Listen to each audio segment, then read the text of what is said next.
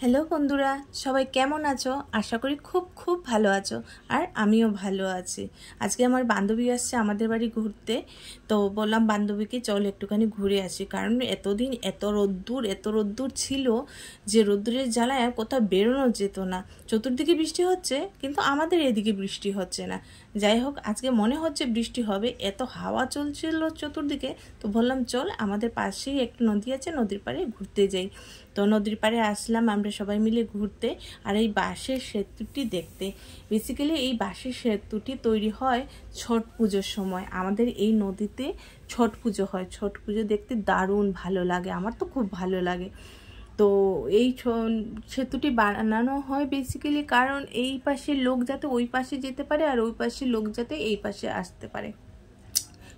সেতুটি অনেকই মজবুত করে বানানো হয়, কিন্তু এত লোকের যাতায়াত, বাইক টাইক সব চড়ে, সেই জন্য সেতুটি বেশি দিন টিকলো না।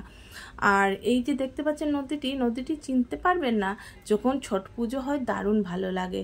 নদীটিতে তো এখন জল নেই কারণ বৃষ্টি হচ্ছে না। যদি জল থাকতো, বৃষ্টি হতো, তাহলে এই পাশের পাথরটা তো সব ডুবে একাকার হয়ে যেত। যাই হোক, জলটা না থাকায় তো আমরা আসতে পারলাম। আজকে এত হাওয়া বইছিল, ভাবলাম একটু হেঁটেই আসি। আর হাওয়ার সেতে দেখেন, আনন্দে দেখেন আমি এইদিকে নাচতে শুরু করেছি। কারণ কি, গরমে ঘরের ভেতরে না সহ্য করা যাচ্ছিল না। ভাবলাম কি একটু বাইরে ঘুরেই আসি, এত হাওয়া নিজেকে ধরে রাখা যাচ্ছিল না। তো আমরা সবাই মিলে এখানে বেশ অনেকক্ষণ সময় কাটালাম, বেশ ভালোই লাগলো, আনন্দই লাগলো।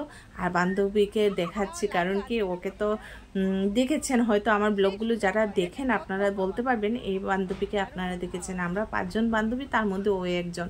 আমরা সবাই বেশিরভাগ সময় যখন কারো বাড়িতে কিছু হয়, ঠিক আমরা সবাই একজোট হয়ে যাই। তো আমিও মাঝে মধ্যে যাই ওদের বাড়িতে, ওরাও আমার বাড়িতে আসে। যখন মুড হয়, যার মুড হয়, আমরা চলে যাই ঘুরতে। তো এখানে আসার পরে খুব ভালো লাগছিল যে না, আজকে বিকেলটি একটু আনন্দে কাটাবো। তো বাচ্চাগুলো, আমার মেয়ে আর ওর মেয়ে দেখেন এখানে হামাগুড়ি দিচ্ছে। আমার মেয়ে যে ছোটোবেলা হামাগুড়ি দিয়েছে সেটা ভুলে গেছে। যাই হোক, আরেকটি জিনিস দেখেন, গাছের নিচে কি সুন্দর করে ঠাকুর রেখেছে। পাশে কীর্তন হয়েছিল, আমি যেতে পারিনি, না হলে আপনাদেরকে দেখাতাম। কীর্তন শেষের পরে ঠাকুর এখানে এনে রেখেছিল। আর এরা যে এখানে কি আবিষ্কার করতে চাচ্ছে, কি দেখাতে চাচ্ছে, বুঝতে পারছি না। যাই হোক, ওরা ওদের মতো করে খেলছে, ঘাস দেখাচ্ছে, কি কি খুঁজছে। যাই হোক, ওর মেয়ের গরমের জন্য চুল কেটে দিয়েছে, বেশ ভালোই করেছে, প্রচণ্ড গরম পড়েছিল তো। আর বন্ধুরা, আমার ব্লগটি যদি আপনাদের ভালো লাগে বা সবগুলো ব্লগ যদি দেখতে ভালো লাগে, তাহলে আমার চ্যানেলটিকে অবশ্যই লাইক করবেন, শেয়ার করবেন, সাবস্ক্রাইব করে দেবেন। আর আপনারাও ভালো থাকবেন।